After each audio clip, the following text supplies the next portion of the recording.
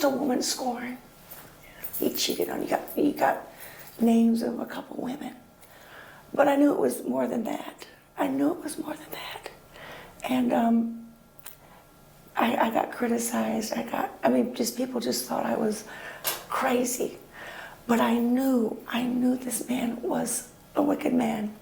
And I spoke out. And when I went on social media, I never got caught. Because as a Christian recording artist, you shouldn't be doing what I did with this man. Yeah. I didn't get caught in anything. God spoke to me and says, Vicki, you need to confess to the world. You're a gospel recording artist. You're with this man. He has convinced you that you are in a okay relationship because he's best friends with Jesus. And he's immune from all of that. And you're going to be okay. He said, God just really kept, and I would say stuff to David. David, this ain't right. He said, it's okay. I'm best friends with Jesus. But being a preacher's kid, I knew it was wrong. And so I spoke out, and it's actually still on the internet. It's about 20 minutes, and I just told everybody what was going on. Within 3 weeks, I stopped counting at 100 women that told me that they were in a relationship with David. Many of them said they were his wife. They said that he said to keep it just between them because church people are messy. That's what he told me. Church people are messy, Vicki, and I'm gonna marry you one of these days, but just don't tell anybody. And so all these women are out there thinking that this man is going to be the one that they're going to marry. Loves them. Loves them. There was times he would text me and he would just say, hey, what's going on, baby, or whatever. And I would respond, but he wouldn't say nothing back. And then the next day you'd get, And so one time I remember saying, David, we're supposed to get married at some point. We haven't talked in 3 weeks. He said, he finally would call me. He said, I don't know about us. He said, you just seem very unstable. So you want to know if it's normal to just stop caring about everything. Long story short, no. So here's the thing, everyone's calling it burnout or stress. But when nothing brings you joy for months, that's different. I'm talking about when things that used to make you happy just don't anymore. Turns out, this is one of the most common symptoms of depression. Your brain literally loses the ability to feel pleasure. But microdose ketamine therapy changed everything for me. I discovered microdose ketamine therapy through Joyous. You might have heard of ketamine as a psychedelic, but in tiny doses, it can promote neuroplasticity, basically helping the brain rebuild those pathways that went dark. It's $129 a month, completely at home with medical supervision, and treatments are personalized to you. Slowly, things started to matter again. Food had flavor, music was actually good, conversations felt real. The difference between just existing and actually living, it's huge. To whoever needed to hear this, visit joyous.team. You won't regret it.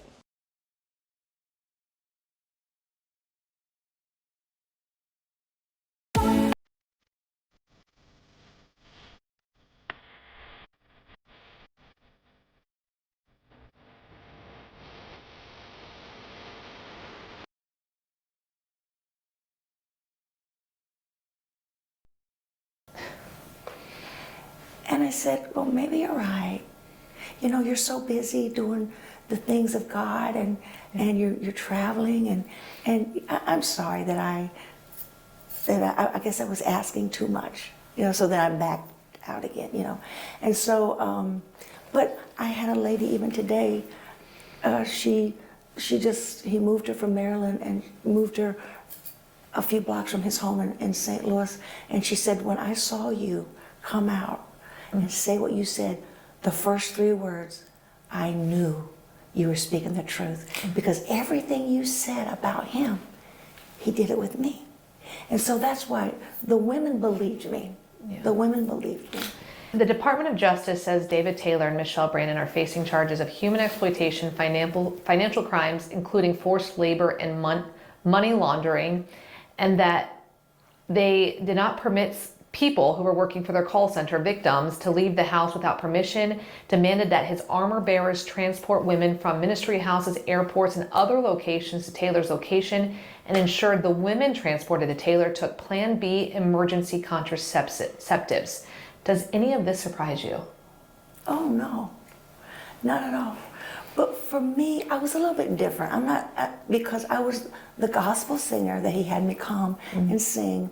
I was never around all the stuff you're talking about, working 50 hours and not feeding them. He kept me from all of that. Okay. I flew in, sang at his events. He would come to Louisiana, New Orleans. We'd meet up in New Orleans. But when I came out with my story, then everybody else said, well, listen, I'm the one that got the EBT cards when everybody got them the first of the month, and they all had to give them to me, and I would go to the grocery store, and you know, that food would be gone, and we'd have to wait till, he said, you know, and so other stories started coming out. After you spoke out. So these allegations don't surprise you because you've heard of these from other members. Because I've heard, yeah, because way back when, I had so many people call me and say, we've been praying for you. But see, people reached out to me, even my family and people that, they said, Vicki, there's something not right with him. With it. And I would say, David, everybody says there's something not right. And he says, Vicki, he said, but when you're at my level, you're going to get persecution. And he said, you got to stand with me. And, you know, and there's different things that he would say. He sent me a YouTube video. Yeah. And he said, I want you to check this out. And he said, and it was a video of him at an apartment that he had in Detroit. Just not fancy at all. Yeah. And he's standing there and he's showing people his apartment. And he said, you know, I only make $49,000 a year. He said, you know, he said, this is where I stay. And so I called him, or he called me. He said, what'd you think? I said, David, that's deceptive. I said, you have 2 Bentleys, a Rolls Royce. You have those big house in St. Louis. He said, then he said, after that he goes, well, you just need to go with my flow. Your mind is not right. And he just totally discredited what I said. Why did you even ask me my opinion? So a lot of things like that was a red flag. And I had many red flags during this 16-month relationship, many.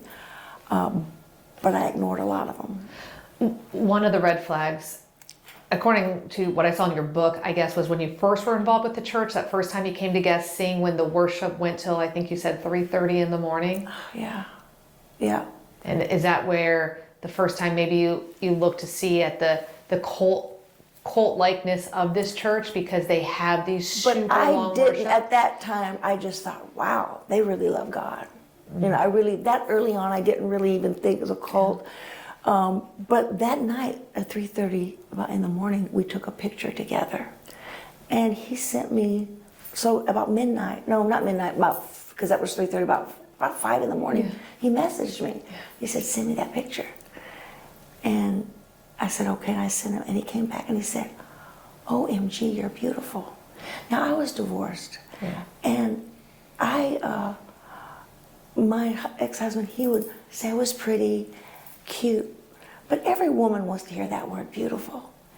And so I said, Lord, the next time you send somebody to my life, please let them use the word beautiful. When I got that text, I said, here he is.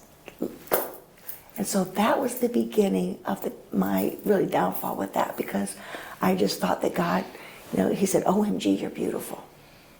And that did it. He, like you said, he knew what to say and how. I wasn't even attracted to him. I mean, you've seen him. Yeah. Okay, I'm just saying, it's the craziest thing, because the longer I was there, I would come to his meetings and I would say, David, these women here are so beautiful women. Yeah. And he said, yeah, they are. They got a lot of nice looking women here. But come to found out that he slept with all of his spiritual daughters. I wasn't the only one. And it sounds like, too, in the documents that he's charged with, that's mentioned that he made them take, a lot of the women transported to him, take Plan B contraceptives. He ever make you? No. We didn't. We weren't together because I didn't live there. So you weren't there. I wasn't there. He had a house there in Detroit of about maybe 18 women, and I'm sure 99% of them was with him. How would you describe your relationship with Mr. Taylor?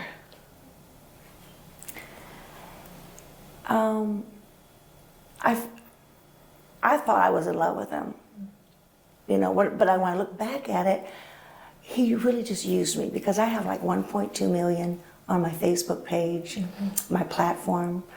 He would have me promote his book. If I didn't promote his book every day, it was like the end of the world. Like, you know, he wanted me to interview people that saw Jesus. So when I look back on it, he used me for my platform. He did not love me. He did not, because it was all about what I can do for him.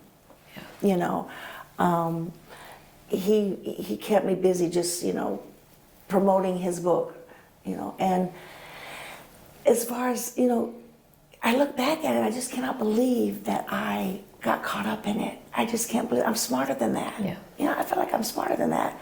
And the guy is nothing to look. I'm not trying to be mean, but I mean, I'm just saying, I like good-looking, you know, men. You know, that's one thing. That's the first thing you see. But that's not what attracted to me at first. It was what he said to me. He's got a way. I know it's demonic. I know it's manipulative. I know. I mean, some of these women. His main thing, and it's in the book. Yeah. Getting the women is Facebook. He would message them and say they have a Catherine Kuhlman anointing. And if you know who that was, she was a powerful woman of God that would pray for people, they'd be healed. You know, people say, oh wow, you got a powerful, you remind me of Catherine Kuhlman. And then he would say, I was going through Facebook and God told me you're to be my wife.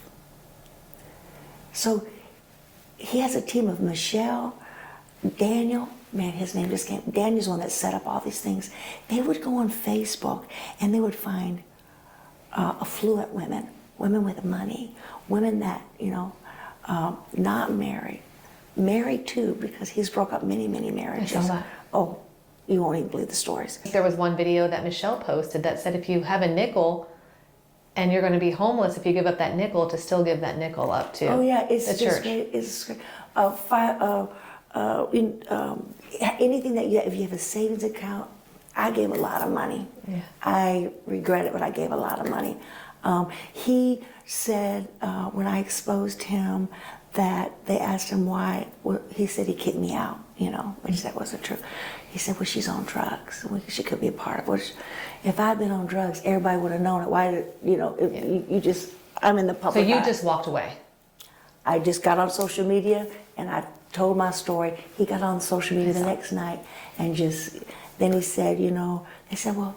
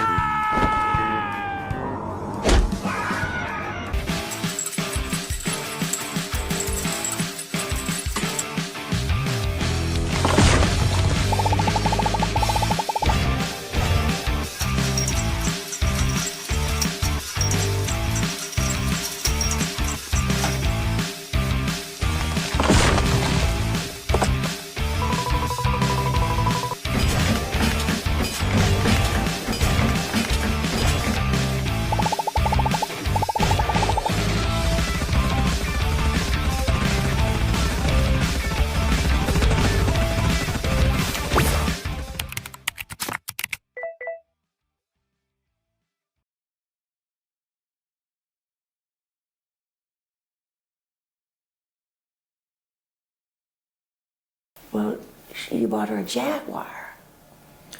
He paid $20,000 for that Jaguar, paid down, and he paid the notes for it. Mm-hmm. Yeah, but he didn't pay it out in full. But and what he said, he told everybody, he said, well, she came to our ministry, she was broke. Not true. And she didn't have a car. My car was paid off. But he knew I had a Jaguar in the past that I had wrecked, and he knew I love a Jaguar. So one day he just said, if you can get to Atlanta, I got to get you a Jaguar, you know. And so, so then he started making up all these stories. And then Michelle says, one time I picked Vicki up from the airport and she wanted barbecue chicken. And so I went and got a barbecue chicken. Instead of using a napkin, she put the barbecue on top of the roof of my car. And everybody was laughing in the comments because if you know me, that's one thing when I go to churches, don't give me barbecue. I hate barbecue. And so everybody was laughing because they're like, she's lying because we know about you, you know. So what they're trying to do is discredit me. They couldn't come, they were just saying stuff. I didn't watch it, but other people told me about it because once I did the video and I broke down and shared my story, I didn't want to hear his voice anymore. I was done. Daystar Television, Joni Lamb, her and her husband, deceased husband Marcus Lamb, flew me to a counseling place for 1 week. And when I drove there, and when I pulled in, the lady was on the porch. And I couldn't see my tomorrow. I could not see tomorrow. I could not see tomorrow. Because my whole world was what me and him would do together, and it was crazy. Even though I was relieved that I was able to share this with the world, but she had her dog there, she hugged me, she said, it's gonna be okay. And so every day for 7 days, she made me breakfast, lunch, and dinner. And in between, we'd go by the fireplace and we would just share. We went back to my childhood when I was young. I had some things happen to me when I was 5 years old. And she told me, she says, you were told to keep that a secret at 5. So it was never dealt with. These things were never dealt with. So now, you're 50 and someone's telling you to keep a secret. You've done that before. Is that why you spoke out? Yeah. After that, all you have is your voice. And you know what? You read the story about how that came out, how I came up with that title. Yeah. Michelle was a wicked woman. She put me in that room in Israel. And she told me, sit down, her and Marcia, another lady, Marcia. And they started, this is in Israel. We were there for some meeting. He always acted like he had, if you see his advertisements, like he's going to have 20, 30, 50,000 in his stadiums. And you see, he's got the best graphics person. But you show up at his meetings and there's 50, 60. He wanted to be famous so bad. I mean, he just wanted, So we're in this ballroom. First off, Michelle texts me and she says, Apostle wants me and Marcia to meet with you. Now, Marcia knew I was with David and she did. Only a few people knew. Apostle is David. Apostle, yeah, I'm sorry. Apostle is David, sorry, David. And so she said, Apostle wants me to meet with you. And I said, he's my boyfriend. He can text me and call me. What's going on? He said, if you don't meet with us, if you don't accept us, you don't accept him. And that was another red flag. I was in Israel. I was like, okay, what? This is getting crazy. So I said, no, I'm not meeting with y'all. He blasted me. He told me how rebellious. I was full of pride. He just, on the phone, he said, you better meet with him. So I'm over in Israel. I don't want to get stuck. He paid my way there. Yeah. And so I said, I'll meet with him. So I go into this big ballroom. It was like I was on one side of the table, they were on the other side. And they just started, I was crying. I couldn't stop crying. They were saying stuff I never heard of, just making up stuff. You're full of pride, and when you come to the church and you're so demanding, you can ask anybody when I go to their churches. I am not a diva. Give me some room temperature water and let's go. Yeah. I don't have to have a certain color of M&Ms or nothing like that. I'm not that way. They were saying, and I was like, no, shut up. I was like, shut up, you're full of pride. And they were just screaming at me. And I just sat there and cried. And I kept thinking, if I'm David's queen, how would a king allow his queen to be treated this way? Yeah. And so they said, we're done. You can go. So I said, okay. And I'm walking to the door. And Marcia and Michelle were standing there. Marcia goes, all you have is a voice, Vicki. I said, I know. See, they just, there's nothing else to me. Then when I decided to write the book, I was praying about a title. And God brought me back to that moment. And he said, yes, I've anointed your voice to sing. But now I've anointed your voice to expose this cult. And so, that's the title. All you have is a voice, free from a hidden cult. And so, it's so interesting that this is happening now and me sharing all this. I on the way over here, I was thinking, Lord, let me say the right things, because so much happened in those 16 months. Because I haven't thought about it in about 5 years. Yeah. I'm not. I wrote the book, left it alone, said, God, whatever, if he ever gets caught, okay. If he don't, you know what? I feel like I told did what I was supposed to. I told my story, and I'm done with it. I'm done with it. People would message me. I said, first off, don't send me any clips of him. Don't send me anything about him. I'm over. I'm done. Mm-hmm. I'm done with him. And then when I got that mugshot a couple of days ago, all I could do was just cry, because I had messaged the FBI several times and I said, what's going on? Yeah. And sometimes they wouldn't answer, sometimes they'd say, it takes time. It takes time. I remember when I had the interview with them, I said, how long is it going to take? And they said, just, Vicki, let me tell you this. When we go in, it's over.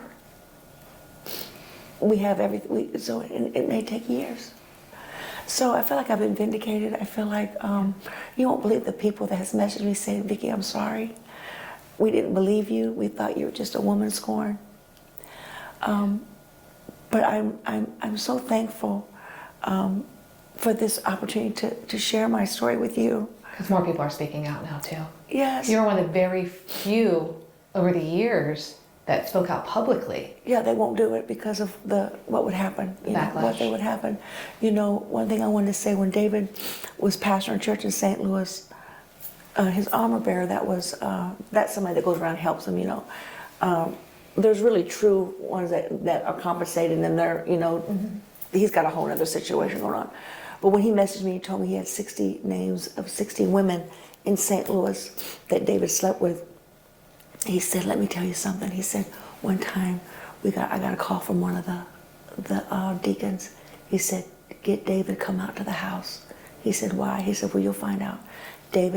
He told David got his wife, they went out to the house. On the way to the house, David told his wife, said, act like you knew about this when we got here and that you forgive me. And she said, what? Well, he said, you'll see. When he got out there, all the 8 deacons were out there, and they were confronting him. He slept with every one of their wives. Was this Tabitha the wife? Tabitha was the wife. Growing up in the church and being involved in so many churches across the country, do you worry there may be other situations out there like what was alleged to happen at the Kingdom of God Global Church? Yes, because when I first wrote the book and I was sharing a little bit about it, I had women reach out to me.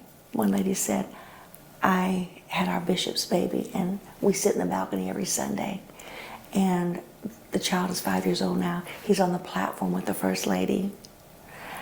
And so other cults. Yeah, well, I mean, they're going to say it's a church. Yeah. There are legitimate churches. My dad was a pastor. He was 100%. But you know what? There's some of these, they're cults, you know. And but my whole message was no more secrets. Yeah. See, I kept a secret. People keep a secret. If you can't go, this is a side note. If you can't go down the street with the guy you're dating, and you can't go to a restaurant or go meet his family, you can only meet him in the hotel, there's something wrong. Red flag. Red flag. No more secrets. What would you say to those who are still members and backing Taylor and Brandon? I called this morning the church, and people are still answering. They say that there's still business as usual and they're still accepting donations. So there are still people that are believing in the message that he was spreading and what they are doing. What do you say to those members? I would say it's over.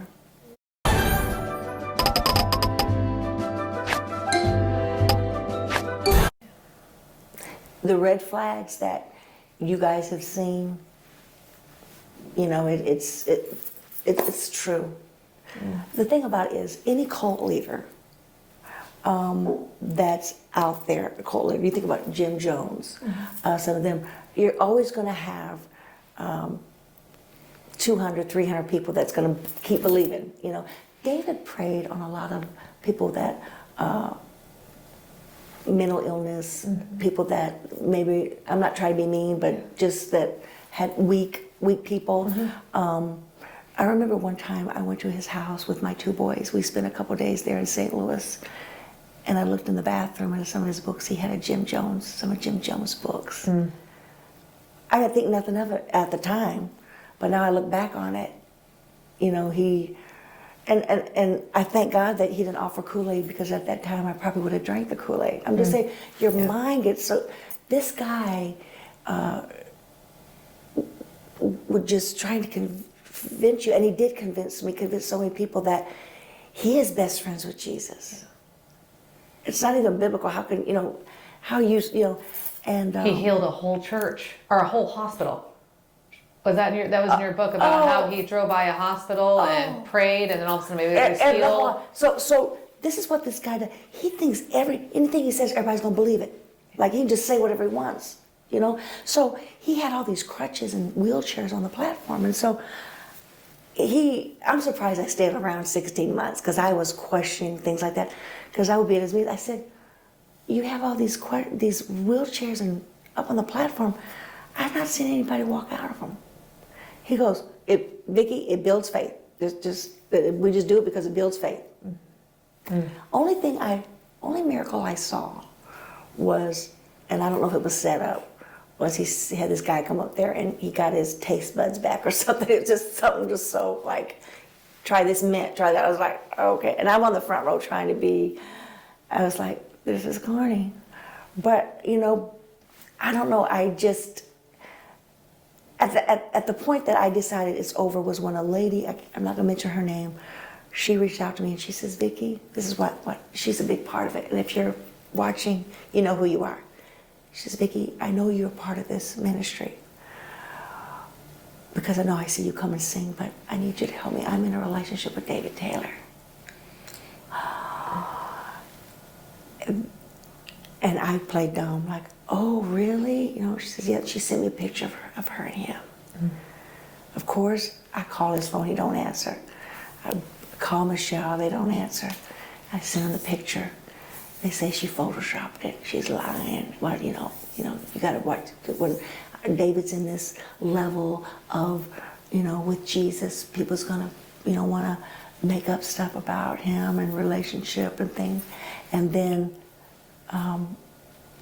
somebody else, he sent me a text, David did, and he had another lady's name that works there it's a part of the ministry, and it had her name on there. I confirmed, so then I knew. So the day I exposed him, the day he started telling everybody that, you know, I lied, I got in the mail, it was for Christmas, he mailed me $900 Louis Vuitton shoes. And it said, love you, and everything. And he's telling, I couldn't help but post on social media, because this guy's telling everybody we were never in a relationship. And then when I posted the pictures of him and I together, you see him, he said, she photoshopped him. I got more people saying, Vicki, you can go into business, because honey, those were really, really, really good, you know. How does it feel to see these charges and to share your voice? I'm so overwhelmed. Yeah. I told myself, don't cry, talk slow, don't cry. But I honestly kept believing. There's a song that says, keep believing in what you know is true. Keep believing. You know the Lord will see you through. When troubles rise in your life and you don't know what to do, keep believing. And that's all I've done. I kept believing. I kept them out of my mind. One thing I've learned through all of this is to keep my eyes on Jesus. And there's a song I wrote that says, I'm at peace, even though my heart is breaking. I'm at peace. And that's where I'm at. I'm at peace. And Vicki does expect to testify at some point in this case, she says. If Taylor and Brandon are found guilty of the charges, they could face up to 60 years in prison. Now, we did reach out to the Kingdom of God Global Church's headquarters in Michigan. They told us they are still operating as usual and still taking donations. Jennifer Titus,